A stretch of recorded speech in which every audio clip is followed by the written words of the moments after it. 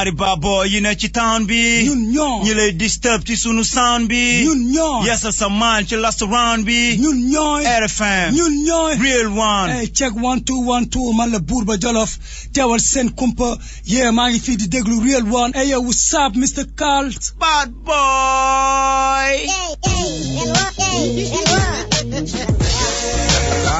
Sassonereñu Urban sassonereñu Parcel sassonereñu Medina sassonereñu Yumbel sassonereñu Caaroy sassonereñu Ngor Wakam sassonereñu Sénégal sassonereñu Real One, l'émission qui vous correspond.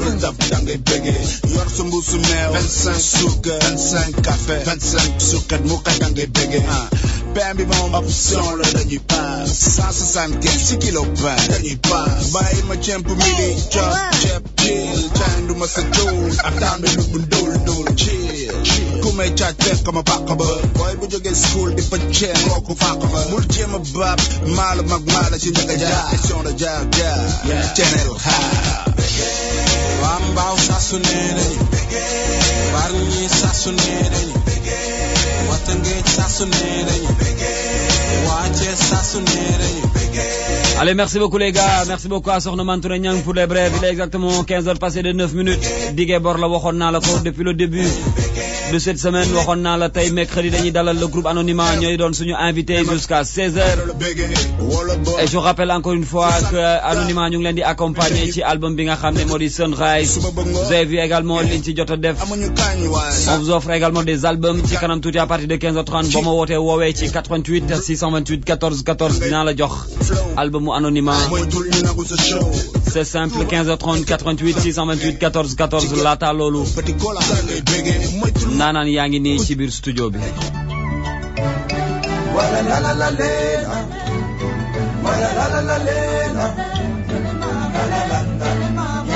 Real One, l'émission qui vous correspond. Real One, la différence, la référence. ay ca tout de suite jot nañu dalal suñu gars yi ci biir studio bi fas yéene waxtaan ak ñoom salaamaaleykum. salaamaaleykum. ay ca ku ci nekk jox naa la sa nuyoo donc sa fay laay xaar de sama gars yi. jaajëf Kals nu mu demee. maaleykum salaam Kals. maaleykum salaam. ay ca gën leen jege micro yi s'il vous plaît. yes all right. waaw goana bismillah. yes Kals. ayca ma bàyyi leen ngeen nuyu askanu Sénégal gars yi leen di bàyyi xel ci RFM jamono ji may wax ak yéen benn par benn et puis ñu mën a dugg rapidement ci waxtaan bi nga xam ne ñëpp a ngi koy xaar je rappelle que suñu discussion c'est très attendu ñu ngi koy yëg ci Facebook bi ñu ngi koy yëg également ci ay SMS.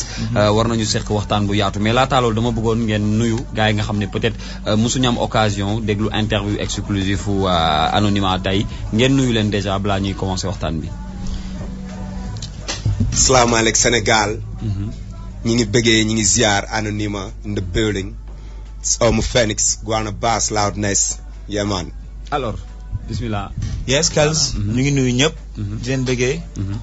à travers les ondes de RFM. waaw gars yi ngi scotché di xaar émission bi ni nga ko waxee rek ci Facebook bi fu nekk ñëpp nga doon xaar donc Anonymat teew na. waaw mooy loolu. Loudness. jaajëf te Sénégal ak ñiy déglu RFM.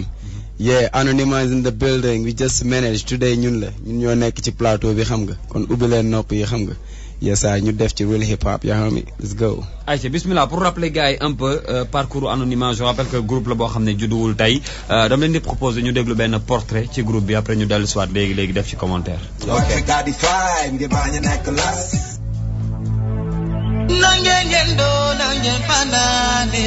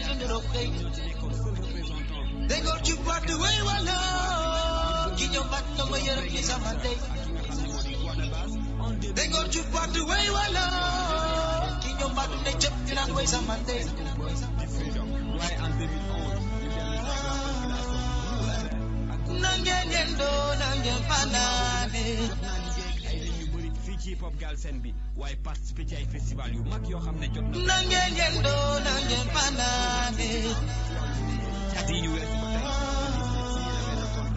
xale Sénégal ñooy laaj kañ lay dëgg fi naane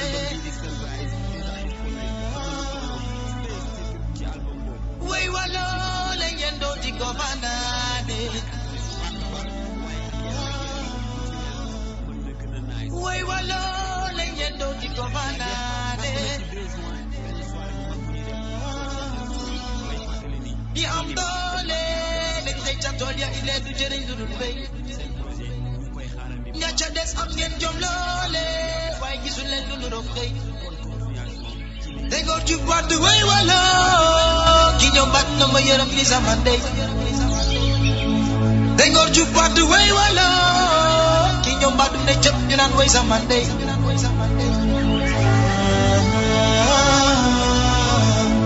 nangeen yendoo nangeen fanaane ay ci tënk loolu mooy le groupe Anonymat moom lañ doon defal benn portrait fàttali ni ñoom ñooy suñu invité tey fii ci Real One, n'est-ce pas Fatimo? Voilà, 15h13 minutes 14 même du mercredi 30 mai, on a comme invité, comme tous les mercredis, des rappeurs et là c'est le tour de Anonymat. J'aime bien déjà en fond sonore Nana Lungen Fanane, j'aime bien, c'est il y a un côté cool, traditionnel, ça me rappelle un petit peu un côté Yandé Kodoussen qui est décédé et moi j'apprécie énormément. Donc voilà, Anonymat, ils ont sorti un nouvel album, Sunrise, et voilà, le Real One Always Number One qui labellise, qui est un label maintenant, voilà, suit des rappeurs qui ont du talent, suit des rappeurs qui veulent très bien communiquer par rapport à des albums. C'est pourquoi on a choisi aussi, autant bien que Bataillon Blindé, que Anonymat pour voilà, poursuivre avec eux l'aventure Anonymat, les encourager, être avec eux, voilà, leur donner encore plus de force, plus de volonté pour pouvoir encore mieux cartonner sur le plan national et international, parce que c'est pas seulement le Galsen. Si tu as du talent, forcément tu peux t'exporter à l'international. Donc là, moi aujourd'hui, je viens de les voir, hein, on a fait un petit béguet derrière, non pas derrière, à l'extérieur. Donc salut les garçons, donc il faut que vous me rappeliez les prénoms, sachant que vous êtes des anonymes pour moi aussi, hein, comme le groupe l'indique, le nom du groupe. Alors, à ma gauche, parce que là on est en direct, hein, de la du portail web. Comment tu t'appelles? Le nom de scène ou bien? Non, oui, le nom de scène. Ouais, oui. Loudness. Loudness. Yes. Et par rapport à Loudness, ça veut dire quoi, Loudness? Loudness, en fait, c'est tout ce qui donne du punch, les skills dans tout genre de musique en fait. Par exemple, loudness, c'est ce qui donne la force de la musique. La force dans de la une musique, quand il n'y a pas loudness, oui, on sent pas le punch. Et toi, ton côté loudness, c'est quoi? Mon côté loudness. Pour le bad beat et tout ça, non, voilà. mon côté loudness, mon côté loudness, il suffit de me mettre un beat et moi je montre mon côté loudness. Il s'agit pas d'en parler. Prépare-moi un beat pour voilà, avant la fin de l'émission, comme ça on va voir s'il est loudness. Alors, deuxième personne qui est à ma gauche. Oui, tu te présentes? Bon, pour moi c'est Guanabas. Guanabas. Yes. Ça ressemble à Cannabis un petit peu légèrement. Guan. Ah, de Guan, ok, d'accord. Qui s'écrit G-U-A-N. G-U-A-N. Bon, Abbas est venu après, hein, mais oui, pour commencer, le nom de scène, c'est Guan. Guan, ça veut dire? Donc, Guan, de l'anglais propre, parce que quand même j'ai eu une influence. Le micro, s'il vous plaît. Voilà, j'ai eu une influence du reggae. Comme il a si bien dit, j'ai participé à une comp il y a longtemps. Oui. Donc j'ai toujours écouté du reggae, je l'ai trop kiffé. Oui. Donc c'est mon style à la base, c'est le reggae quoi. C'est le reggae. Donc Guan, c'est un mot qui revient beaucoup. Tu entends dire Wataguan. Wataguan, oui, tout à fait, oui. Donc Guan de l'anglais propre devient Go On. Go On. Donc à travers ce mot-là, on a une idée de progression, de ce qui avance, ou bien tout simplement d'une idée d'ascension. Vous voyez? Donc moi, en quelque sorte, je suis pour tout ce qui avance. D'accord. Pas pour ce qui recule. D'accord. Donc Abbas, c'est mon nom. D'accord. Je précise également que c'est lui qui chante dans l'album. Voilà. D'accord. Donc on a du lourd, on a de l'ascension et à ma droite, on a, pour terminer... I'm a phoenix in the building, right? Yeah. Le phénix, normalement, c'est quelqu'un qui renaît de ses cendres. Est-ce que ça veut dire ça par rapport à toi? Ah, j'ai tout dit. Il renaît de ses cendres. Ah, mais normalement, c'est un trio de choc. Le lourd, l'ascension, le phénix. Parfait. Je te laisse la parole, Kelza. Aïcha, dañuy commencer déjà ci waxtaan bi parcours bi suñu gisee par exemple Anonymat juddu na depuis 98 hein ci côté boo xamante ni yàgg nañu représenter le hip hop quand on parle de Padois ak Amitié du ville bu ñàkk hip hop yàgg nañ gis taxawaay yi ñu am. Alors pourquoi ñu toog pendant ces années-là doog leen gis avec une production durée boobu noonu lu tax mu gudd ngeen di doog am seen première production. Yes. Entre 98 ba 2012. Donc à la base Anonymat mi ngi juddoo HLM Padois. Donc après màgg dugg biir Sicap Amitié. Donc ça fait des années que nous travaillons ensemble. ñun ñett. Donc juste dans comme ni Gouane wax léegi. idée wu progression def ascension def quelque chose boo xamante ni bu ñu ko génnee ce sera du lourd.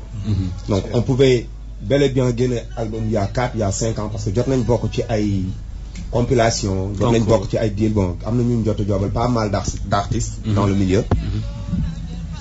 Mais bon on a préféré toog jël temps bi liggéey quelque chose boo xamante daf ñu leer bu ñu ko génne sur le marché ça va peser lourd. Donc durée bi ngeen toog noonu liggéey rek nga ko mën a expliquer c'est-à-dire da ngeen concentré woon juste pour liggéey album bi. Bon dañuy concentré pour job déjà. du woon ñàkk producteur wala leneen. non du woon ñàkk producteur. parce que bu ñu gisee ak label bi ngeen mujjee liggéeyal du label bu juddu depuis 98 label boo xam ne lay yàggul y a même pas on peut dire amul sax 10 ans amul 5 ans on a vu que dafa ñëw yegsi rek après ngeen songu production bi donc est-ce que quelque sorte tamit du ñàkk producteur. On a eu pas mal de propositions depuis 2004-2005 pour sortir un album.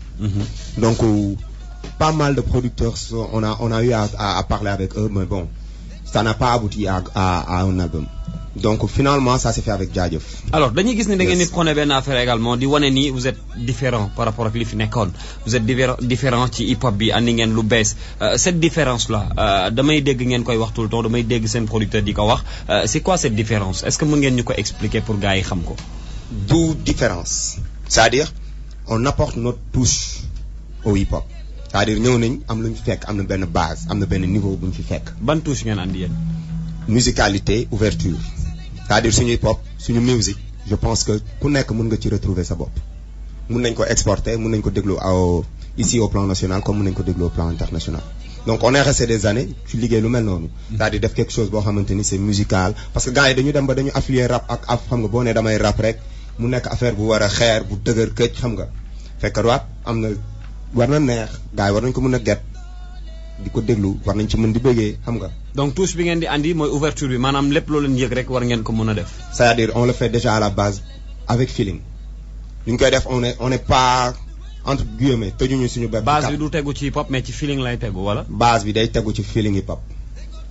feeling c'est pas trop clair ci man de. Bon attends ma expliquer la un peu. D'habitude dañ lay wax ni base hip hop lay nekk après nga andi li nga ciy teg mais su ma déggee nga ni ma base bi feeling la. après ñu doog ko hip hop. Bon xam nga hip hop. hip hop à la base ay nit a ko teg. ñoo teg charte yi. ñoo teg règlement bi. duñu tënku ci charte yooyu rek ñu teg ñun tamit dañuy ñëw ci règlement bi on a vu que ne y a des choses yoo xamante ne buñ ko ci apporté woon ci hip hop war na mën a ci règlement hip hop laa nekk de. war na mën a nekk luy jëriñ hip hop.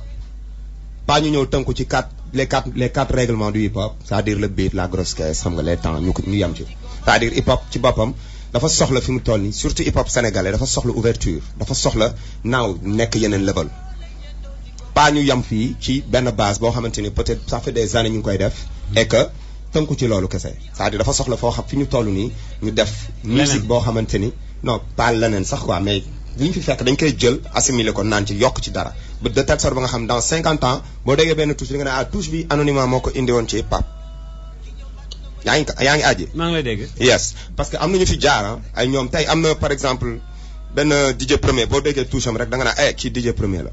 you know.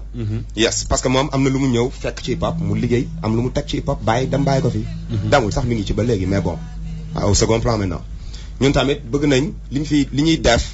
li ñu fi indi muy Sunrise ak yeneen yu nar a ñëw dans 50 ans parce que bu comme ni ko kii di waxee bu jëm yi ne mais wax jee fi des ñu teg fi loo xamante ne dinañ Anonymat il y a 50 ans ci ginnaaw defoon nañ fi lii indi woon nañ ils ont apporté leur touche à l'édifice. D'accord 98 ak diggante bi ngeen toog da ngeen doon considérer seen bopp ak comme ay underground wala.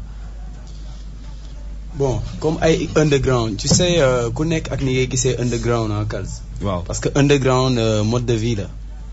c'est comme si tu parlais de rastafarisme wala nga ni nga wax leneen loo xam gars yi ñu ngi koy dund xam nga tey ki ne Baye Fall xëy ñu dagg rasta yi terewu ko nekk Baye Fall. Il reste Baye Fall dans son cœur, il reste Baye Fall dans ses faits, il reste Baye Fall dans sa manière de voir les choses. ñun we are underground forever. Underground mooy lan mooy ki nga xam ni moom du topp mouvance. du ñu indi ay affaire comme lu mel ni ay xeetu colin bu bees mu topp loolu. dafa am lu mu gëm ci benn wéy lay nekk mais si loolu noonu y a toujours la philosophie de Gwan mooy lan dañ koy jéem a loolu di xool nu ñu koy parfaire muy progresser mais toujours dans le je veux dire dans étant voilà dans le bon sens toujours en étant underground. tey y a des rappeurs yoo xam ni que ça soit au Sénégal wala United States all around the world. tey génn nañ ci yor nañ benn wécc te pourtant from the bottom to the top bi ñu ciy dugg yoruñu dërëm. mais ba tey dans leur tête ils sont underground. d'accord boo gisee ma poser cette question vous êtes pas trop souvent duma leen gis ci fréquentation rappeurs yi peut-être dañ dul daje mais da ngeen nekk groupe également boo xam ne dañu xaw a laqatu bien avant album bi di génn on voyait pas partout ngeen di nekk ci kaw scène yi wala ñu leen daje génn fu nekk mu mel ni da ngeen teel a teg seen bopp fenn fi moo tax ma poser la question boobu maanaam déjà Anonymat teg na boppam ci benn niveau bien avant album bi di génn daaw ma leen gis fenn fi gars yi dafa mel ni amuñu jot koo ci woo mu ne la maa ngi ci waar wi maa ngi ci leneen qu'est-ce qui s'est passé réellement ba ngeen di liggéey noonu stratégie boobu. bon comme ni ko Phoenix waxee sànq dafa am liggéey boo xam ne boo ko entamé. lu ci nekk dafa am lu mu laaj. donc album bi ñu xamante ne dañ ko commencé woon di job. il y a 4 ans de cela. suñu départ musique du 4 ans. 98 la wax wala 99 whatever mais yàgg na quoi donc style de musique bi ñu adopté dafa laaj concentration bu bëri ak liggéey bu dul jeex. donc ce qui explique un peu notre je veux dire. recul boobu noonu par rapport au concert wala manifestation yi nga xam ne moo tax moom ci hip hop bi mais heureusement que ça aboutit à un album tey on parle de Sunrise et Sunrise c'est un nouveau départ quoi donc li ci kanam rawi li bët comme ni ko gars yi di waxee. Voilà, c'est Anonymat en direct de la RFM 94.0 dans le Real One Always Number One. Moi je propose à Kals qu'on écoute attentivement l'interlude d'Anonymat.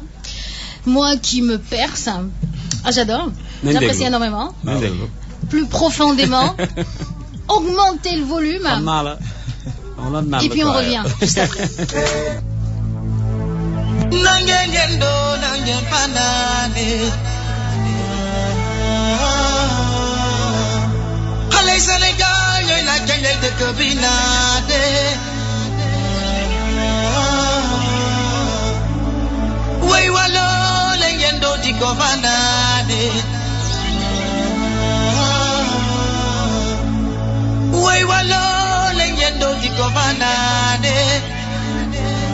Real One, l'émission qui vous correspond.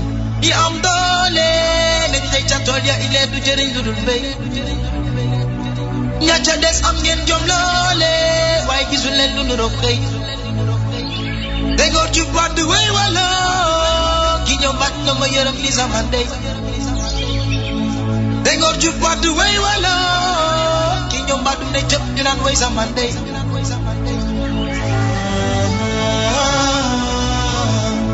nangen ngendo nangen panane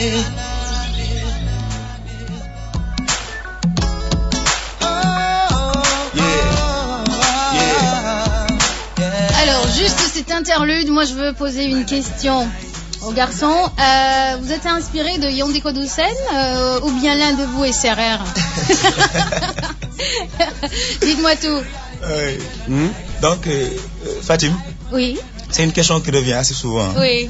Je ne suis ni Serrer, mais j'adore les Serrer. Mais d'origine, je suis lébou. Oui. Donc, une parenthèse. Mais au fait, sérieusement, li am moi que man, j'ai un côté très enracinement, quoi. D'accord. Je suis de ceux qui croient en ce que disait Senghor, enracinement avant ouverture. Donc, boy, wane li ngay def. Je crois que da ngay wane d'abord li nga am. Soog ci tek lu keneen moom. Tout à fait. Boko deful rek tu te perds, n'est-ce pas? Donc, j'ai longtemps été bercé par les belles mélodies de Yandé Kodoussen. Oui. Donc, d'ailleurs, même lors de son décès, on m'a beaucoup envoyé des messages sur Facebook. Dis-moi voir si il légal et tout. Je ne faisais que répondre non.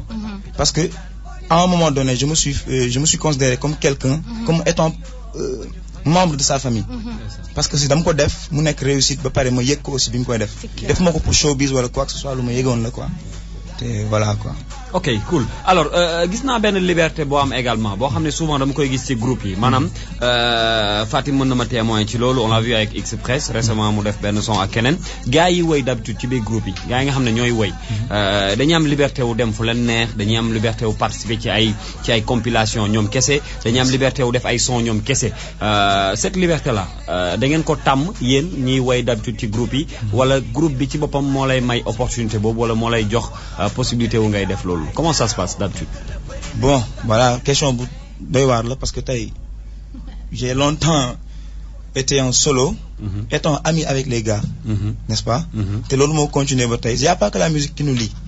Sometimes da ngay gis ben gain bu joggé feulé, rappeur, buy tek lu nice, ñew ci man né mo ñu def ben featuring par exemple. Mais damay waxtaan ak sama gars yi. Parfois ben Phoenix, ben Loudness, mo ma nan avant may wax sax mu ne je te sens bien nga teg ak ki. Donc cette liberté-là, c'est quelque chose qui règne dans notre groupe, au sein de notre groupe, quoi.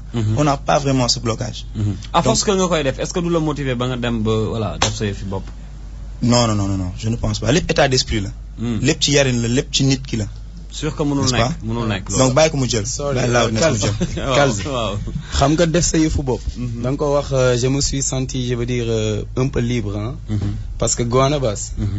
Tay même budul dara man bu suma yoré ay com dama koy produire mom only c'est un film fi may waxe il est temps à ce que ñu produire suñu biir parce que xam nañu suñuy valeur ku ci nekk xam nga sa valeur morom tay Homo Phoenix suma yoré wécci dama koy produire parce que xamna lu mu mën ak fu mu mëne té xamna j'ai été là dans au début bi muy sonni ci affaire té xamna ni tay bu ma ko doon produire dina ci def li ci war tek album bi fi mu wara yegg fi mu wara yegg mom mu am ci lim ci mom yaa dégg laaj te xam naa ni ñoom tamit buñ ko mënee dañ koy def simple ci man daf mel l'histoire famille la quoi oui fidélité fraternité wax nañ ko ñetti jëmm benn may yaa dégg we are the best friend first balaa ñu indi music ñu ngi koy wax ci benn track anonymat we are best friend d'abord kii ça fait 20 ans ñuy ànd man ak moom tu vois 20 ans Omar Cissé je veux dire ça fait plus de 10 ans yaa dégg ni wax ñoom ñoo ma ñaanali woon soxla ñoom ñoo ma ñaanali woon soxna samay doom non c'est vrai samay tout tànk ñoom ñoo leen ngénte quoi tu vois donc du affaire hip hop kese bu fekkee loolu kese moo ñu boole hein non kon na fi yem quoi parce que hip hop affaire àdduna la quoi wees na loolu alors Fatim bëgg naa comme li ñu dese ci temps ñu dugg un peu ci album bi attends rapidement comment vous êtes connu parce que c'est très important fidélité fraternité comment vous êtes connu et qu'est-ce qui a fait que cette fraternité là cette amitié là est restée parce que am ñoo xamante ne bon moi j'ai eu l'expérience de connaître des personnes pendant 10 ans et du jour au lendemain pas qu'il n'y a pas de clash mais on n'a plus les mêmes visions hein, on évolue autrement et mais vous déjà comment vous êtes connu est-ce qu'il y a une histoire drôle à l'intérieur wala xam da ngeen demoon di jet benn gueule ngeen am voilà un exemple c'est un exemple je sais pas s'il y a eu une histoire de gueule dedans mais bon déjà oui du mën nañ ne du on a même pas les mêmes visions quasiment pour dire donc chacun est libre de penser comme il veut et de faire ce qu'il veut son truc c'est-à-dire ñun li ñuy wax l'unité dans la diversité fii la am quoi je vais vous dire c'est-à-dire bokkuñu sax ay influence yoo ngi ay influence musicale li ñuy déglu musique man li may déglu ak Loudness wala Gwan li muy déglu bokkul boo fekkoon Gwan li muy déglu gaaleem nga ñëw sama gaale da nga naan mais ñii nag comment ça se fait que ñu war a bokk crew ba war a mën di def ay album ensemble c'est la même chose tamit ci Loudness dama koy indil samay album des fois ma dégg album bu bees bu génn ma download xam nga ñëw ci moom Loudness déglul parce que moom c'est un rappeur tu vois mu ne ma non man sa kii du ma ko déglu tu vois donc juste rek pour dire que ne fii c'est l'unité dans la diversité mais à la base comment on s'est connu man ak Loudness ak yeneen membres yu nekkoon anonymat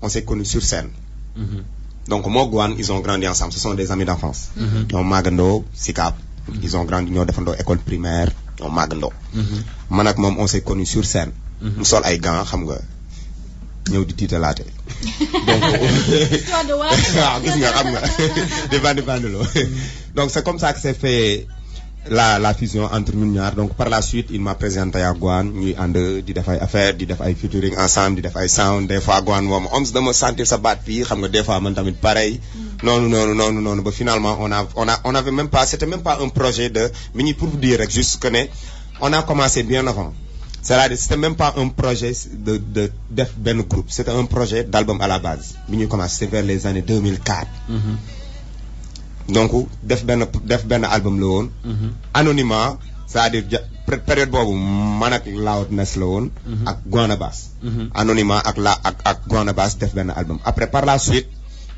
la demee nii ba nekk benn crew nekk benn famille d'accord donc pour vous dire que tout s'est fait naturellement mais du affaire gel nag moi j'aurais bien aimé qu'il y ait une histoire de gel non gars non c'est que dama doon ñëw di kii gel bi après non gars yi bàyyi ñu gel bi rek voilà une histoire comme ça j'aurais bien aimé mais bu doon affaire gel man maay gagné quoi loolu la yeah j'adore les clashs assez sympathiques comme ça là on continue alors Fatim ñu dugg rapidement ci album bi gars yi dama bëgg ñu ñëw ci Sunrise un peu benn affaire bu ma remarqué ci album bi dama yaakaaroon ni li ma daje woon ak yéen parce que Fatim gars yi dafa mel ni album bi fu nekk yóbbu nañ ko fa dugg nañ ci benn studio bu nekk dugg ngeen fa fu nekk enregistré ngeen fa déjà man j'ai eu l'occasion voir leen ak studio Jaajëf ci Pipa je me rappelle gis naa leen ci yeneen studio également yoo leen liggéey mais ci biir bi ma jotee jacket bi dama gis ni album Sunrise dafa mel ni dugg na ci studio Sénégal yëpp parce que quand je vois bi gis Pipa fii gis Ama Diop des fois ci mix yi gis Dixa quelque part demaat tuuti gis ay ñoom Lay Diagne et cetera Septique gis naa ko ci Gaston sax def dara gis naa ko fi alors pourquoi choix boobu lu tax toogu leen ci benn studio defar seen album def prise mastering boucler génnee ko mais le fait que ngeen dugg fu nekk studio bu nekk ngeen dugg fa lu tax mu demee noonu.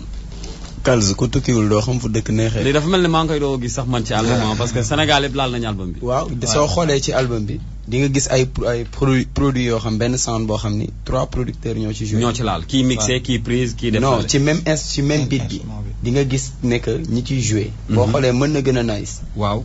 y a eu 3 producteurs yu ko laal. yoo xam ku ci nekk indi nga ci sa touche. ci biir musique bi xam nga lu tax. ñun on avance lentement mais prudemment dafa am li ñu bëgg. dafa yàgg bi ñu commencé hip hop. donc mooy li Phoenix waxoon au tout début ñun bi ñuy présenter affaire yi il fallait qu'on présente quelque chose de lourd quelque chose de loudness. yaa ngi fi li ma la wax. c'est ñun foowuñu quoi.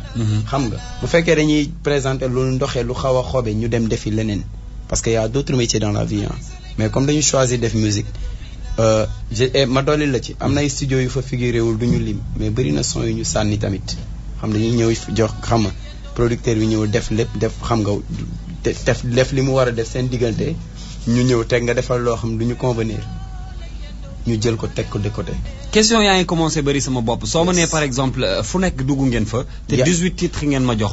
non c'est pour te dire que. ku album bi mooy ñëw sama bopp. c'est pour te dire que y a d'autres sons y a les mêmes sons. waaw di nga gis son boo xam ni. waaw yóbbu nañ ko ci 4 studios amuñu lu ñu bëgg 5e bi la ñuy doog am lu ñu bëgg. et boobu c'est de l'argent je dirais pas que c'est de l'argent. donc ça montre que ni xaalis bëri ngeen ci def. non ñun defuñu ci xaalis on a une maison de production buy def ñun xamuñu sax ñaata lañ def ci album bi. yaa ngi fi lépp seen producteur moo ko def. waaw bon am na yoo xam ni label bi moo ko def tu vois c'est parce que non on a une maison de label production c'est Jaajëf. c'est Jaajëf. Big up de passage à de Jaajëf. c'est lui qui a produit l'album c'est lui qui a tout xam ngeen lu tax ma bëgg a insister ci question boobu parce que amuñu habitude di gis producteur bu jël entièrement une production def ci li ci war yëpp commencé ci production son yi ba ci duplication bi ak promotion bi moo tax ma bëggoon mu leer un peu parce que label yi fi nekk fii ay turu label la ñuy am d'habitude mais loolu yëpp est-ce que label bi moom moo ko def de A à Z c'est ça foofu je vais ajouter un peu parce que benn affaire mooy que gis nga il faut c'est très important di liggéey ak producteur boo xam ne mesurer na importance bi sa album am moom en fait dafa xool mu gis ne album bi pour génne ko ça demande ça comme moyen mu fekk si ko ci carrément c'est ça quoi en fait aussi ñun nous sommes très méticuleux xam nga ci job bi boo xoolee l'album que tu as là en face bii nii bëgg naa gars yi découvrir ko parce que ça affiche une large palette de style n'est-ce pas nañ ci dem ci kanam nañ dégluwaat dara ci album bi après ñu dellu si waat je rappelle que ci kanam tuuti mën nga am possibilité ma may la album anonymat ci 88 628 14 14 comme dafa nice te mën na gën a nice nañ déglu lii après ñu dellu si waat léegi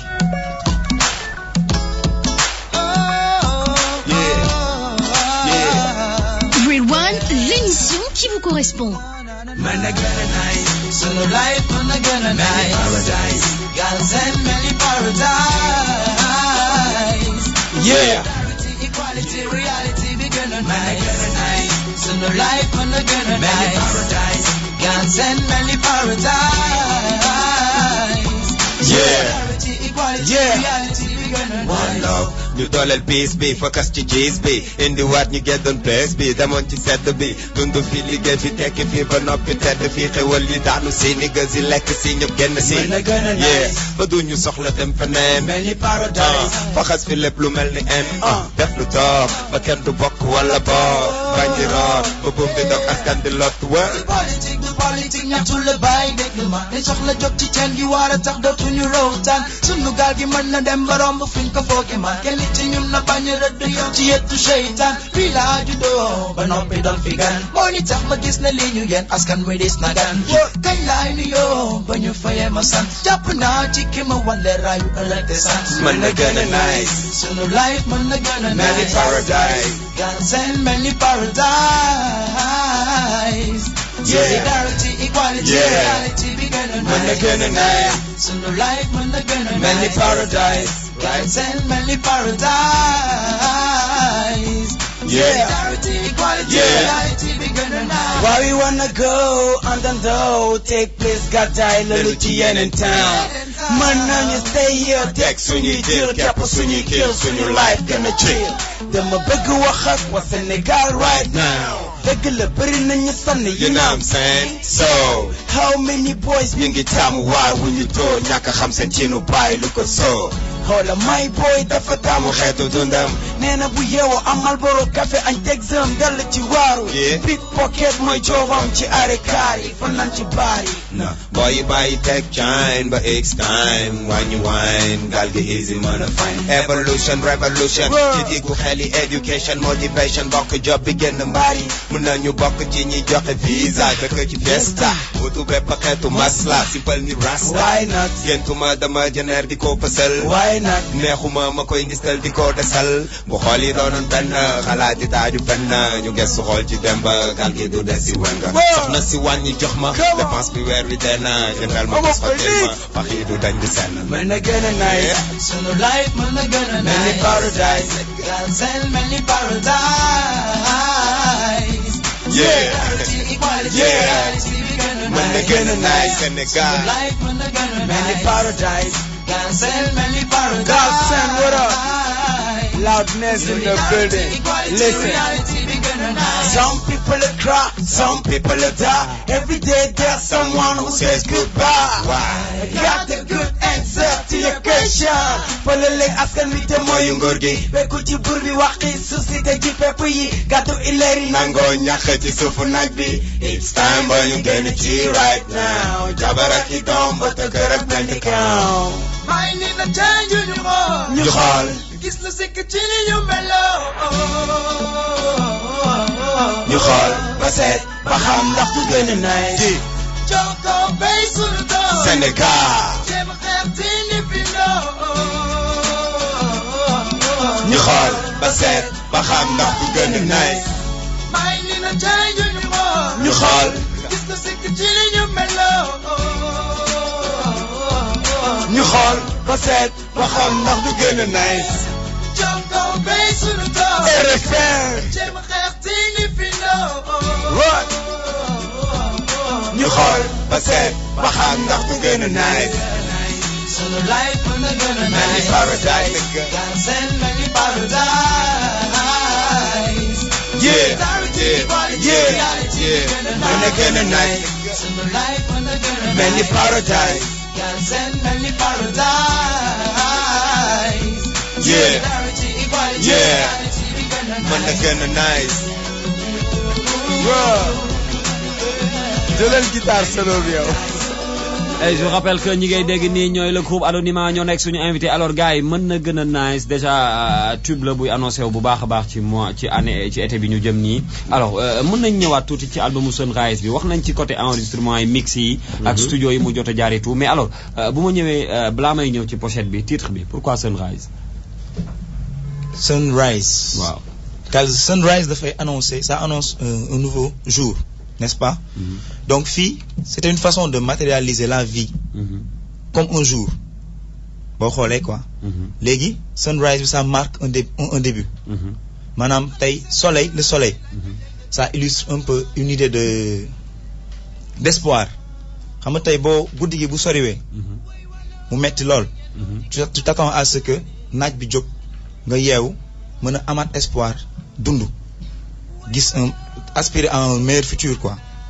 donc nous sommes dans un monde boo xamante ne y a beaucoup de crises tey anonymat par exemple boo xoolee Loudness la Homo Phoenix ak Guana Bass n'est-ce pas ñetti jëmm la ci benn mind n'est-ce pas donc pour revenir un peu ci idée wu sunrise bi donc da ngay xool nouveauté boobu noonu ça c'est un peu l'album qu'on a fait sortir c'est le nouveau bébé quoi donc nouveauté boobu noonu day ñëw ba ci album bi donc sunrise mooy annoncé lu bees nouvelle ère okay. donc ñun on apporte une touche nouvelle n'est-ce pas au sein du mouvement hip-hop donc aussi ça reflète un peu cette idée d'espoir dont l'humanité en globalité a besoin. Super. Voilà. Alors ma ñëw un peu ci couleur album bi je demande tout à l'heure à Fatim mais li ban couleur la mu ne ma laaj leen ko. alors couleur dama gis ni daf xaw a doy waar par rapport ak pochette bi maa ngi gis ngeen def benn cercle def benn cassette ci biir cassette d'habitude yi ñu doon utiliser xaw ko rocc nii mel ni lu ko yàq je vois également ay picc yu naaw ci kaw tiim ko mu mel ni dafa am lu leen bëgg a expliquer par rapport ak pochette bi. déjà couleur bi c'est une couleur anonyme parce que yow yaa ngi mënoo ko jox tour man mënuma ko jox tour. Fatim da nga ko mën a jox tour da nga xam. oui je peux essayer oui. Yeah. donc déjà mooy loolu mooy idée wu couleur anonyme bi déjà. donc un peu pour bon man nag je suis pas tu vois xam nga mais un peu pour expliquer rek jaquette bi. donc truc la cassette ça représente un peu truc parce que cassette c'est quelque chose de révolu. donc ñun en quelque sorte ndem si yàlla Bourba Jolof daan na wax ñun ay old school new school lañ dañu fekkee ñaari époque yëpp c'est-à-dire old school bi.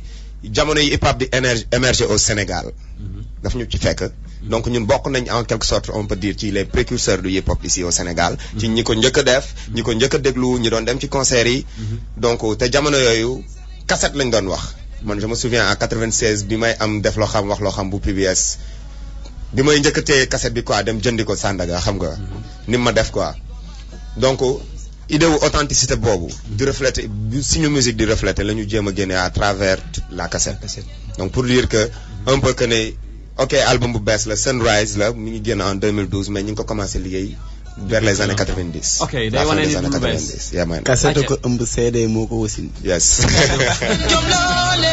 ayca woo ma léegi ci 88 rapidement 628 14 14 ma may la ci albumu anonymat bi je rappelle que ñoom ñoo nekk suñu invité mën nañu découvrir beneen track ci biir album bi. ay bañ nag bu fekkee neex na leen bii bal la bi ñuy waaj a dégg nii. non dañ leen saram ñu gërëm. lii mooy alien. moom mi nga xam ni caada beneen koñ moo may. dindi iri fi bak ci Quran bi sal al bi tal al bi gis lank bañ a gis yam ngir bëgg gën a gis tarxis la ci Iblis lox su tànk juróom-beneen sëtu maam Ibrahim doon jullit moo ma génne sama labirel firil ma leeral ma dëgg ma foogoon kenn rapidement ma dem 88 628 sama gars yi dama leen di jox ay cadeau donc foog ma jox leen su ma ubbee antenne bi rek dañ koy xëccoo allo Kal salaamaaleykum waaleykum salaam ku baax noo def waaw maa ngi siyaar ko fe naka waar yi kooku naka yitee sant yàlla bu baax a baax ku wax loolu man la Yves lu bees sant te mu ñëng maytu lu baax jaajëf jox ma tur bi original ok Issa la Issa nan Issa Ba Issa Ba lu waral woote bi en fait benn Guinéen la bu basé wu fii au Sénégal waaw buy def musique comme gars yooyu noonu gars yu xat yooyu noonu jaajëf alors mën naa xam lan moo waral sa woote ok damay apprécier album boobu Ibrahima Issa da nga dendeeg rajo de allo ma ne waaw da nga dendeeg rajo waaw s'il vous plaît fay ko waay jàpp ci fay naa ko jaajëf waay ok damay apprécier liggéeyu gars yooyu ba pare jaajëf ok di leen ñaanal xam nga album bi indi ay yeneen disco yu bari quoi d'accord da nga bëgg ma jox la ci album bi bëgg naa ci album bi jox ma titre jox damay jënd album bi inshallah waaw jox ma titre album bi titre album bi nag daf maa réew mën na gën a naaj daal laa déglu ci yow waaw apprécier ma ne dinaa woote pour bëggee gars yooyu quoi jàpp ko wala nga bind ko su la neexee Sunrise la tudd Sunrise jaajëf am na 18 titres jaajëf copain ah 16 titres 16 titres plutôt yes ok amul muskila. jaajëf merci beaucoup Issa mën nga ko. ok gars yi ma siyaar leen ba pare. ñu ngi lay dégg. ok gars yi salaamaaleykum. aleykum salaam Issa. gars yi maa ngi siyaar ah. ok benn nigga la bu nekk fii ci Sénégal basé wu fii di def liggéey bu mel ni yéen. soo leen seetloo sax ñu ngi def suñu vidéo mu ngi jàll ci télé yi bu passé noonu di ghetto. alright nañ ci bàyyi xel ok jaajëf mais affaire bi c'est nous dans nous quoi nice na et puis di leen ñaanal gudd fan na xam affaire yi gën a nice quoi. jaajëf merci beaucoup jaajëf mun na gën a nice man nag mooy sama son gars yi bëgg ah. jaajëf merci beaucoup. ay ca 88 la woon 628 14 14 mais gars yi. ñoo xew mooy. ñoo xew mooy ñoo xew. mais est-ce que yéen a xew. mais ñoo xew mais. mu waxee dëgg la. loolu laa gis mu xaw ma jaaxal nañ ci déglu tuuti. yeah.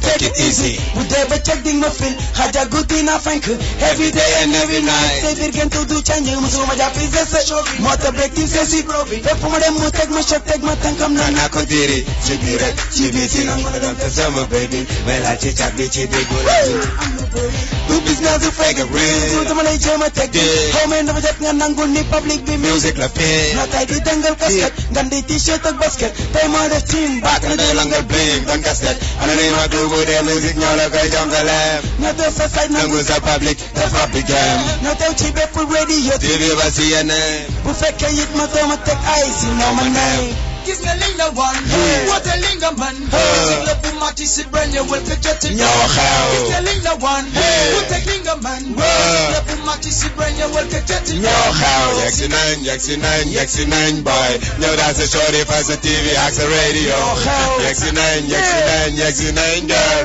yëngul ci fit bi nangu ni ñoo xew ci jamono yegg ci game di def sa gis du tax nga gën ma blow toog sa place di def sa gis taxul nga fete kaw buñ ko seqe real ni gis nga jaaju sama bow di tip sa nangu li xew ci jamono def ma kenn moo gën nga def ma sa enemies nga fal ma moo gën nga jël ma teg ma métti bu mel ni drama soo jam bett ma kill ma wala sur ma day ma sul ma mën nga fil ma lox ma ba nappi naan ma brother my niggas bokkuñu benn country booy xëy ñun dañuy kontu sa bëccëg ma sunu guddi take it easy bañ bëgg ñun ñooy dil bi ama phoenix anonyme ma flow ñëpp la ñuy blow mu la getting ma lucky mel ne kës kus damay sekki duma teg man damay jéggi ku ma tooñ nag damay teppi ma tey nag dil nga la nice bañ nekk underground tene ma ni di dund nice mi fës ci suñu sound gis naa gis ego trip bu nekk mais Fatim gis naa ego trip bu nekk mais bii da ngeen ci wóolu seen bopp quoi ne forcément yéen a xew mais nu mu demee noonu ah nu mu demee noonu gars yi ego trip bi metti na de waaye gëjoon reetaan bëgg xam nga ah toog tuuti toog tooñ gars yi quoi maa kii sa show nu mu demee noonu Ben, je pense que ce serait bien que vous clipiez cette chanson-là, Ñoo xew. Ouais. Pour le fun et puis pour s'éclater. En plus, j'en suis sûre, par rapport au school tour, les élèves, les étudiants aimeraient bien. Parce que xam nga ci vacances yi, ça fera vraiment quelque chose de fun. Je vous conseille de clipper cette chanson. amuñu vacances. Non mais Ñoo xew bi dina gars yi nañ ñoo xam nga nañ blow. Nañ ci bounce, c'est clair. waaw mën nañ ko bëgg nañ ko clipper mais à condition que nga def nga bokk ci. fay nañ alors gars yi Fatim damay dégg d'habitude ngay poser question yu mel noonu gars yi dañu def benn titre boo xam ne bëggoon naa moom explication un peu dama dégg ci biir ngeen ne du rap rek laay def vous faites autre chose loo xam ne du rap. li nga dégg ci album bi est-ce que rap rek la. Hip hop sound never die. Killing nothing in the engine and the positive sit on the boy. Tank your papa corner be the grand corner be. And get your bottle it is the jaga jita could be go let it dance at the boy the but you xare bi. li ma ci bëgg a xam bokk na ci est-ce que rap rek ngeen di def parce que damay gis gars yi d'habitude di prôné ñun rap rek la ñuy def liggéeyu ñu demuñu feneen di taluñu Voilà, c'est dans ce sens-là. hip hop rek la ñuy def. sens boobu Il y a un monsieur qui est marié donc forcément il fait quelque chose à côté. Voilà léegi la andi sac bi quoi ay 14 heures ñoo ne ma mais est-ce que tardé wu ma ne ko non 15 heures la non mais gars yi yàq nañ liggéey bi quoi donc ma xalaat ni kon forcément mi ngi doon def leneen quoi alors là on est qu'est-ce qu'il fait? À part être marié et avoir des enfants. Est-ce que on a... À part le rap, si, parce que normalement il faut être fier de ce qu'on fait. Il y a le rap qui vous êtes bon dans ça, mais forcément il faut que indi khalis pour madame, prendre soin des enfants aussi. À côté, qu'est-ce que tu fais? Loudness, mashallah, tiat dafa gaaw. Amna ben background ci marketing communication bo xamni ba tay mom la exercer. Je suis manager dans une boîte de la place marketing communication. Ah ben super. Yes, félicitations. Merci. Alors Monsieur Évolution. Waaw, mais dañuy dag job bi ñew parce que hip hop musique moko jar. D'accord, qu'est-ce que tu fais? Je suis délégué médical. Délégué médical? Waouh. Donc ce qui veut dire que si je tombe malade, je viens, je te demande un médicament, tu peux me le gérer. Non, tu fais mal. Ah, merci beaucoup. Alors le phénix qui renaît de ses cendres. Yes. C'est quoi? Je suis comme lui, on a le même poste, mais on ne travaille pas dans la même boîte. Je suis manager en vente. Donc dans une boîte de la place. Bon, vous avez me promo pour boîte bob. Non, pas du tout. C'est mon directeur, il va me taper sur les doigts. Sinon, ça va être de la pub gratuite comme ça. Et donc, mais c'est pas difficile d'allier les deux parce que là, vous avez de gros jobs, hein, parce qu'il y a d'autres rappeurs qui font du commerce. Bon, je me dis que voilà, ils ont le temps quand même. Laylo, Tutti, Dem, Dougousi Studio et tout ça. Mais vous, quand même, vous avez un CDD ou un CDI dans vos boîtes. C'est pas évident d'allier, voilà, le rap surtout. Vous avez du talent et de vous concentrer à 100% dessus et puis d'avoir vos CDD ou vos CDI à côté. Comment vous faites? Oh, Félix. Bon, c'est pas facile, hein, qui dit, parce que musique déjà à la base, il faut fuir. Donc, pour nga boole ko ak dara du yomb, bon, les musiciens ils me déglu xam nañ li may wax, mais moo ko jaar, on fait les deux. Pas facilement, mais bon, ñu ngi góorgóorlu rek jéem a def les deux et de bien les faire. Donc, c'est ça. Cool. Est-ce que vos patrons vous savent que vous faites du rap? ñoo njëkk jënd ci album bi. Bon, c'est super. Man ben anecdote bu ndaw. Ma ko expliquer gars yi. Ma patronne, je veux dire. Dafay toog téléphone am di sonné Egyptian. Maintenant que tu sais que ci ngay déglu ni j'ai fait sa première partie à Dakar en 97. Waouh. Faut xalam mu tëdd suuf. On a la chance de côtoyer des gens qui aiment la musique. D'ailleurs la musique tout le monde l'aime. Oui, bien donc sûr. c'est comme une passion. On peut pas faire autre chose. Ñun bàyyi musique, c'est impossible. Boo koy def sax tu vas pas bien le faire. C'est la musique qui nous motive dans tout. D'accord. Music for life. Alors Evolution and Phoenix, vous êtes mariés? Wow. Pas encore. Pas encore. J'ai l'impression que Fatim veut ouvrir une agence de matrimoniale pour les rappeurs. Ah oui, pour les rappeurs, ouais. Non, elle l'a 7. Alors, vous cherchez quel... Attends, j'ai pas fini. C'est quoi votre type de fille? Parce que toi, je peux pas parler, elle était déjà mariée. Un respect à madame. Julit là. Tu as droit à 4. Oh mon Dieu, madame, je pense que... Bon, si elle a signé police, il n'y a pas de... Mi ngi may déglu ça. Non, day wax rek, du jël 4. C'est quoi votre style de nana? Wow. Nana, boulot. C'est une vraie journaliste. Sunrise, album B, Sunrise. Votre type de nana, c'est Sunrise. Manam, ay gel yu toy à la plage, quoi. Sunrise. Sunrise, tu sais, ça veut dire été, plage, 16 bikini. Titres, l'album comporte 16 titres. Mais vous avez des copines quand même actuellement? Ou bien vous n'avez pas le temps? Elle persiste. Hein? Ah bah oui. Bon, moi je vais répondre pour Gwan. Ah bon? Il en a plein. Faut pas l'écouter. Donc, il dit du n'importe quoi. Voilà. Bon, man, amna. Yamal fofu. Ok, d'accord. Donc, moi, je vais pas répondre pour toi. Est-ce que vous avez clippé un single? Bien sûr. Lequel? We Don't Care. Ok, d'accord. Tu peux me faire écouter We Don't Care rapidement? Bien sûr. Avec plaisir.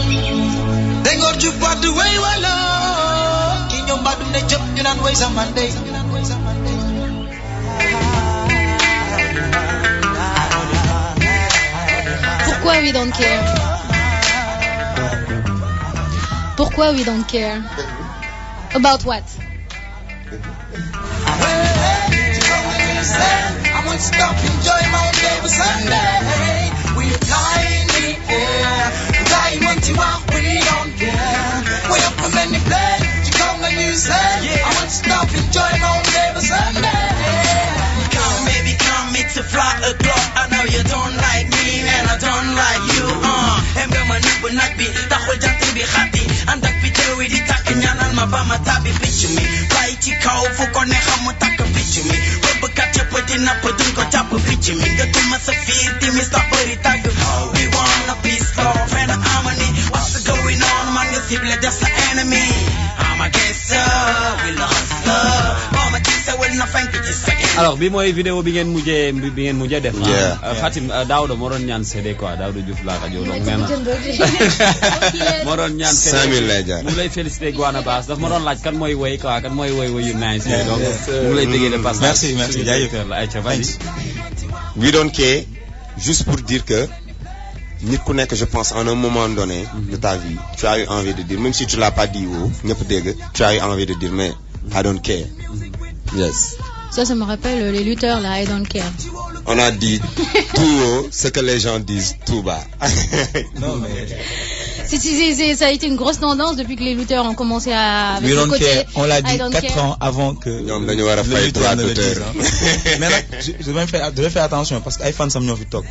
Kii nekk sama droit day xam nga. Mais on l'a dit 3 ans avant moom mu koy wax war nañu fay droit d'auteur. Alors votre dernier mot à 15h58 minutes Anonymat. Quels sont vos projets? Qu'est-ce que vous attendez de l'album? Qu'est-ce que vous attendez aussi des fans, des futurs fans, des auditeurs? Qu'est-ce que vous attendez de tout ça? Donc déjà xam naa li ñu mën a wax yëpp une heure de temps sax duñ ko permettre. Donc dañ koy écouter rek juste pour dire que l'album est disponible, l'album est sur le marché. Donc 5000 lay jar boo ko jëndee en ce moment parce que ñu ngi pare suñu soirée live dédicace le 2 juin, c'est samedi prochain, Inch'Allah, au Just For You. Point de vente de vos albums. Point de vente en ce moment, bon, il y a des contacts qu'on a sur le net, je pense que avec la page Facebook, Twitter, nos pages Facebook. Voilà. Bon, après distribution en ligne bi dinañ ko commencer Inch'Allah sous peu de temps. Donc là, on a des projets aussi de tournée. Après, ce sera à partir du 31 octobre. Après le 2 juin, bien sûr. Le 2 juin, ce sera au Just For You. Ñi ngi xaar public bi ñëw en masse. Yéen ñëpp vous êtes invités. Ngeen ñëw, ce sera du live 100% anonymat. Il y aura des invités surprises. Il y aura du show. Il y aura du spectacle. Donc gars yi nañ ñëw xam nga ñu fly in the air like teg play ñoo xew xam nga du rap rek like def we don't care you know xam nga jot na mën na gën a nice te day nice sax yeah man. Donc sinon après le 31 août on va commencer une tournée avec le label, une tournée nationale avec le label et Express. Donc Anonymat Express en tournée nationale, ce sera à partir du 31 août jusqu'au 6 septembre. Yeah man. On va sillonner le Sénégal. Yeah man. Merci Kels va revenir sur vos dates de concert dans Info News plus tard. En tout cas, on vous souhaite une très bonne continuation. Là, il est l'heure, il est 16h, il faut laisser les journalistes faire leur travail. Et puis merci d'être passé. Et puis énormément mais beaucoup de succès. Parce que vous avez énormément de talent, machallah. Et puis, faites gaffe aux filles. Voilà. Merci.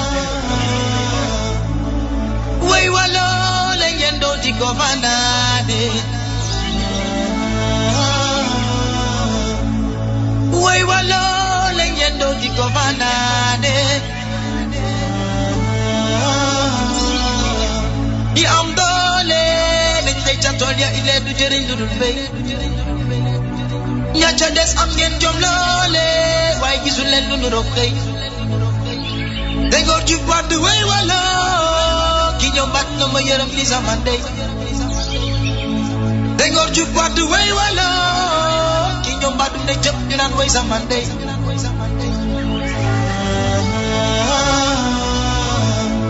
nangeen ngeen doo nangeen fanaane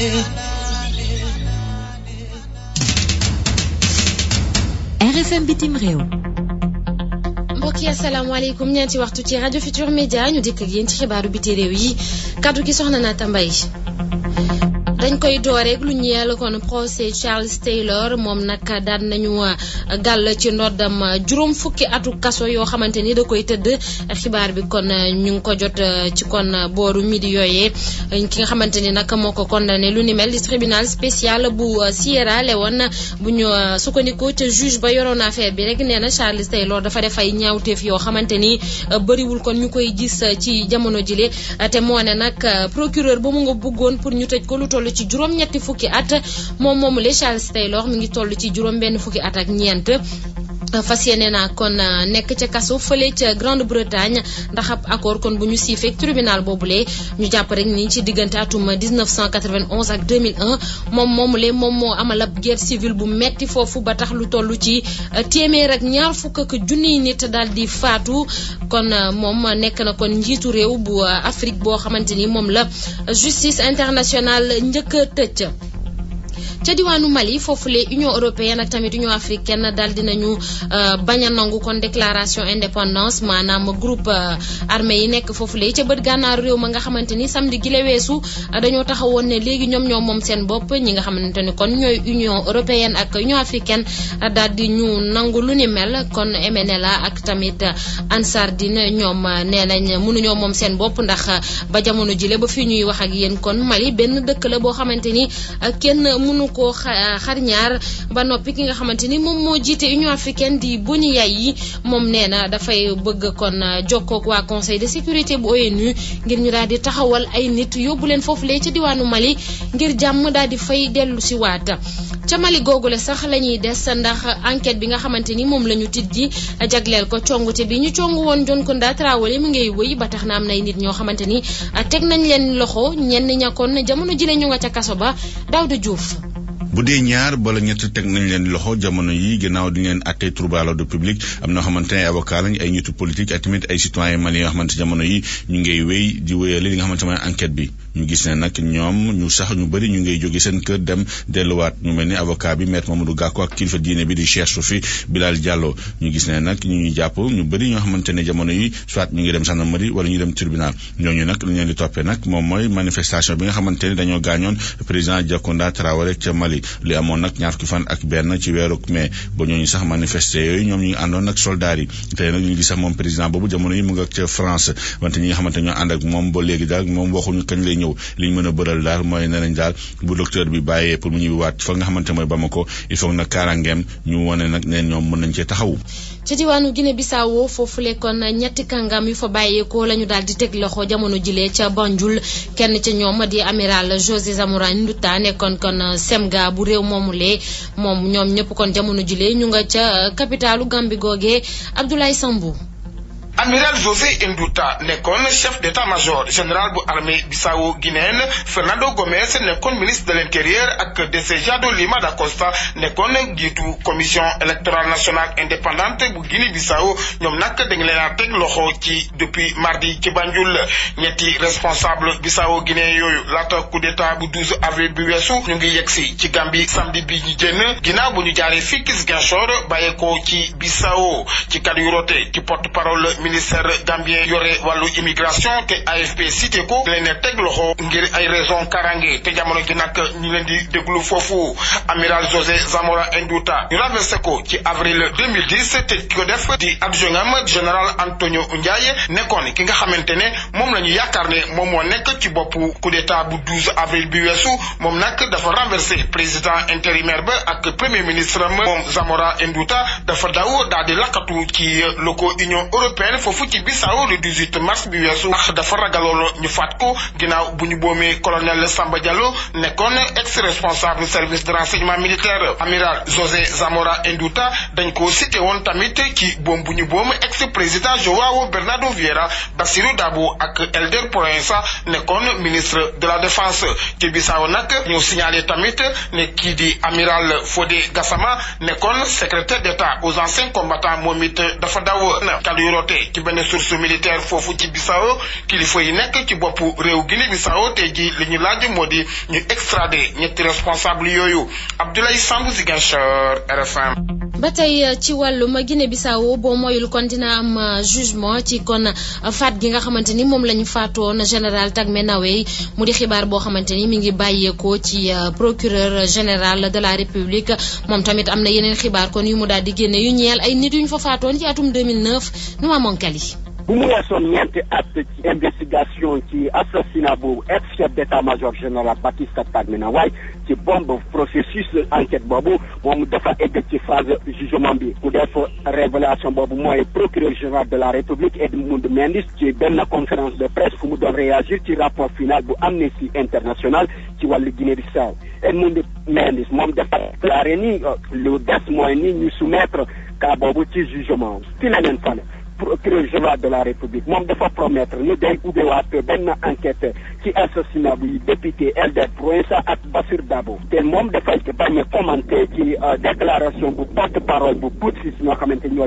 fi defoon coup d'état bu tudd Dabana Wane koo xamante ni moom dafa dénoncé ni ex-premier ministre Carlos Gomes Junior moom moo nekk premier responsable ci assassinat yu fi amoon ci atum 2009 fii ci wàllu Guinée-Bissau Mouamankalé Bissau RFM. bu ñu nuppee foofu ñu daal di jubali Somalie foofule mu mel ni kon jafe-jafe yaa ngi fay tar ba léegi ndax fipp yi nga xamante ni ñooy groupe islamiste yooyu di Chebab daal di nañu cong kon convoi président Sharif Cheikh Ahmed bi kooku nag mën nañoo jàpp rek ni kon njiitu réew bi jamono jile moom dara dalu ko ginnaaw ab ndëgg sërëx buñ ko defaraloon ci benn diwaan boobule sax foofule kon jot naa may jàppante ci diggante kon l'armée baak fipp ya nekk foofule ñu jàpp rek ni moom Sharif Cheikh Ahmed moo nekk kon président de transition maanaam njiitu réew na gëndiku ba ñu daal di jeexalee nag ak Italie nga xamante ni sax bëri na ay doomu réewu sénégal foofu nag jamono jile am na ay séisme yu tar yu fa am maanaam suuf see yëngatu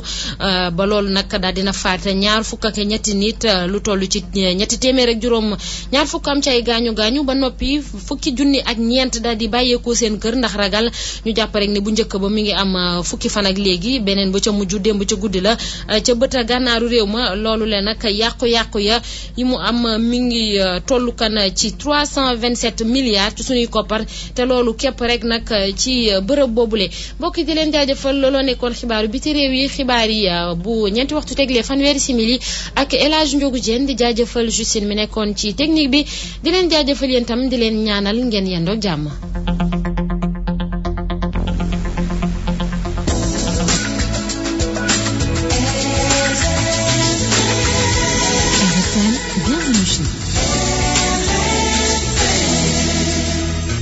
ayca comme démb dama ko laaloon am ñu mu daaneel noonu rek laay defaat jaar fu ma. papa on a 10 minutes. ayca 88 628 14 14 xaañu xool kenn allo. allo. salaamaaleykum. aleykum salaam. ku baax noo def. sant yàlla ba mu bëri alhamdulilah. mbaa yaa ngi am jàmm. allo. oh mën nga dellu si waat ci 88 628 14 14 alors Asphal yóbbante bi dinaa ko wax Fatim O. démb dama jaaroon Colobane di soblu noonu rek. waaw ndekete gars yi gis nañ ma quoi dem ci Asphal ne ko mais kal mi ngi fee ne quoi côté bële. waa ji ñëw ne ma mais da ngay ñëw ba fii di ma teggi ma ne ko d'accord nañ dem xool ñu dem xool bagage yi. tenue été yeeg yooyu. mu ne ma tout ça c'est pour Fatim donc damay xaar ba mu ñëw. c'est pas vrai. ah bien sûr. donc ce qui veut dire que j'ai une valise qui m'attend quelque part. da ngay yóbbu ba doyal bagage yaa ngi ma ne ko nag dinaa wax Fatim mu ñëw jël ci ko donc ñu ngi koy béggee et Sidi aussi qui est à Colobane. Colobane yëpp dama dem bu fekk muy riir quoi gars yi di déglu RFM. donc ñu ngi leen di béggee bu baax a baax. de passage cool de passage béggee à Galas Bamba depuis Mbacké. Galas Bamba ndeysaan il m'a appelé à 23h ma ne ko ba tu n'as pas vu l'heure après ndeysaan mu envoyé ma SMS pardon Fatim. ndeysaan.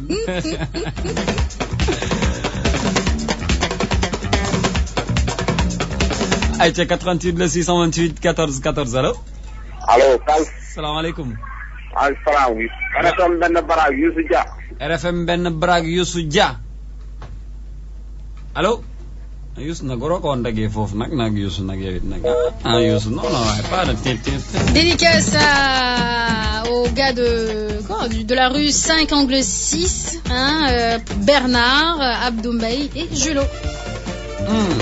Merci beaucoup à Aziz Bou Asso Junior merci beaucoup à toute la population depuis gars yi nekk fële ci du 3 angle 8 donc ñu ngi leen di béggee bu baax a baax de la part de Aziz Diop yaa ngi ci biir. 28 le 628 14 14 allo. allo oui. salaamaaleykum. waaleykum salaam. ku baax noo def. waaw sant rek. mbaa yaa ngi am jàmm. waaw sant waaw naka waar. sant bu wér rek. oui maa ngi lay déglu. waaye fii la ëppee. di la bëggee di la ziar. waaye ma ni fii la ëppee waaye ku baax. di ziar soxna Soos ku baax kooku. ndeysaan. jërëjëf merci beaucoup maa ngi wootee Malika. Malika ana waa Malika. waaw ñu ngi ci jàmm waaw. ñu ngi ci jàmm. waaw kontaan ci émission bi rek. jërëjëf merci. di leen bëggee waaw di ziar bu wér. ndeysaan. aywa xewal rek. merci beaucoup kontaan nañu ci yow. ayca defal ni moom 88 le 628 14 14 ñu jokkoo léegi ñu nag yéen ci 88 628 Fatim. oui. mais démb déglu nga Siraat ak Saneex. non. non est-ce que déglu nga Siraat ak Saneex. non démb ci famille lañ nekkoon ci famille. Mbadou maa ngi woon ci biir. yaa ngi woon ci biir. non di dal femme yi ñu ne leen. kii di défendre fii kii di sànni xeer femme yi. dégg daal femme yi la ñu amee woon. lu ñu waxoon en résumé. sa xarit nag moom si jaaxal da doon sànni xeer moom si Sanex Sanex moom da doon sànni xeer bu baax. da doon sànni xeer ko waaw affaire bi daal du yéen. non d'habitude ne moom il est l'ami des jeunes filles. et des jeunes femmes. changé na ko nag. non lu xew ku ko tooñ. peut-être Sidaat ko tooñ. parce que moom nee na Sidaat koy faral di tooñ. peut-être Sidaat moo ko tooñ mais démb moom seen kaw la dal ba doyal xaw ma nag lu waral loolu ayca. dédicace à Fatim Sané Ndao UCAD qui fait un big up à sa maman Big Ndao, Semou Soukey et Nimo Ndao. Voilà. Allô? Allô? Allô? Bonsoir. Oui, bonsoir. sant yàlla bu baax. ça va alhamdulilah. jaajëf. naka waa Sénégal. ñi ngi fi di sant yàlla rek. di neex. waaw mi ngi neex de. ok. animation bi neex na moom. merci beaucoup. yow nag dem bi neexoon dem bi animation bi neexul woon quoi. ndeysaan. donc Fatou moo nekk woon foofu. Ah, merci, jërëjëf. di leen béggee. Béggee à toi aussi. maa ngi ñaan morceau Titi maa ngi wootee Gabon. morceau Titi yaa ngi wootee Gabon. waaw. mais man il faut que ma jox le benn Aïda Samb parce que lu la neex na ma. Depuis le Gabon, tu nous fais plaisir tout le temps. Je mets un Aïda Samb qui cartonne là, hein? Ah oui. Allez Aïda. Version Mbalax. Version Mbalax. Ah ouais. Merci beaucoup au Gabon. Dédicace à Elhaj Ndao depuis Touba. Les gens de Touba vraiment. yéen a ngi ci biir. xool dernier auditeur ci 88 628 14 14 wala auditrice allo. Kalsi. waaw. Kalsi. waaw Kalsi la de. waaw man benn animateur man la benn. bul daw waaye benn animateur. benn gars yi dama lay déglu sa émission lu bari. ndeysaan merci beaucoup. mais man la première fois ma wootee rajo. da nga dendeeg rajo allo. oh ñu ngi koy béggee bu baax a baax. auditeur animateur nee na day déglu tout le temps et c'est la première fois mu wootee. donc merci beaucoup mention spéciale à toi mais j'espère que doo bañ a woote waat dellu wootee. ah c'est clair dédicace à Maodo qui se trouve à Ben Barak nee na Ben Barak mu ngi neex instant yi toj ndax rilwaan bi. Merci beaucoup Seydou Sall, merci à toi de m'envoyer 45 000 SMS. Oui, je fais la dédicace. Moustapha Fall, Touba, marché Ocas. Est-ce qu'il y a quelqu'un en ligne au 88 628 14 14? Allô? Salaamaaleykum wa rahmatullah. Tum, borom baat bu neex bi. Ça va?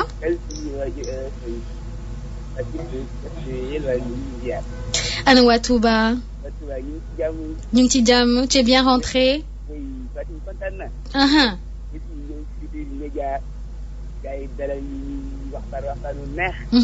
Vraiment RFM rajo bu neex la. ñu ngi lay traditionnel Futurs Médias ñu ngi leen di ziar. Merci beaucoup. di ñaan suñu borom yàggal leen fi lool. amiin amiin incha allah vraiment ñu ngi liggéey bu nice. merci. di kontaan si Youssou bi Wade sama xarit la. ak Maymouna Kalsi. ñu ngi lay féliciter Fatim. merci. aussi bonne continuation. merci beaucoup merci. merci jërëjëf nga nuyu waa Touba. merci. Au revoir. Dédicace à toute la GFM. Je peux pas dire tous les noms de la GFM au hasard. Yacine Fall, je reçois énormément de SMS. Vous êtes tous dedans, hein. Le président de GFM. Normalement, il prépare des choses, hein. Voilà. Il prépare ay événements pour Futurs Médias. Pour Futurs Médias. Donc merci beaucoup encore une fois. Voilà. Bon, 16h23 minutes, c'est tout pour aujourd'hui. Yokkal ma Aïda Samb bi, lu la neex bi. Voilà pour les mélomanes, ceux qui apprécient le Mbalax. C'était tout pour aujourd'hui, c'était tout pour le Real One, Always Number One. Moi je vous dis à lundi, Inch'Allah. Hein, demain Kels vient avec Jaaxle. Inch'Allah. Lu leen jaaxal suba lu lan moo leen nar a jaaxal suba. bopp toj rek dafa ñu jaaxal. bopp dañuy nàcc de. waaw fi mu ne nii moom. ñëpp a jaaxal ñëpp. ñëpp jaaxal ñëpp. ñëpp a jaaxal. foog ñu waxtaanee mbir mi. Qu'est-ce qui se passe encore. situation wu jeunes yi dinañ wax un peu ci situation wu jeunes yi par rapport ak chômage des jeunes. parce que bientôt def na 2 ans avant jaaxle. et puis yenn thèmes yi gars yi doon demandé waat suba dañ koy def avec des étudiants. avec des politiciens ñu waxtaanee chômage des jeunes. chômage des jeunes. Pourquoi muy gën a yokku. Très important. Loolu yëpp dinañ ko yaatal demain inchallah. Ok d'accord maanaam ñoo xamante ne dañuy jàng nekk chômage wala même ñoo xamante ne jànguñu mais ñu ngi essayer def benn affaire mais ça ne marche pas. Ba léegi. Ok bon courage pour demain. Merci beaucoup. Et puis. nam de en temps. waaw. bàyyil di wax di nga mën. non nam trop jeudi. vendredi. may booy ak sa gaayan boobu ne mais Fatim. loolu laa. dimanche naa ñëw sa kër. Bienvenue chez kenn nelawatul lu ko waral ci daat ci rajo. Publicité sur RFM.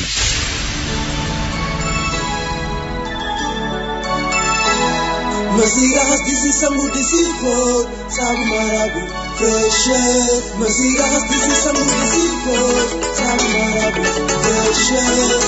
Marabu fresher. Waaw yaay, saabu bi moom xëy na neex de ban saabu la. Saabu bi mooy marabu fraîcheur. Saabu bu sell di setal. Mun naa ci sangu te di ci fóot sama yére. waaw sa maam doon na koy jëfandikoo ci ay jamonoom ba léegi lu yàgg rek mooy dëgg. saabu marabu pire savon ak pire. Alaaji Mamadou Mbaye Garmi promoteur bu mag bango Papa Dia production indeeti na lu bees mu di drapeau fekkee ma ci boole waa Amadou Mbaye Garmi drapeau fekkee ma ci boole loo wax ci loolu.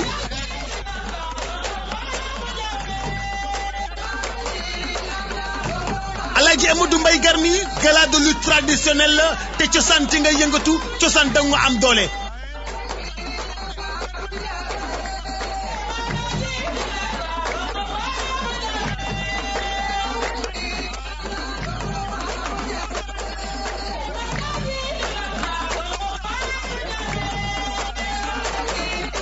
Alaaji Amadou Mbaye Garmi loolu fan lay doon.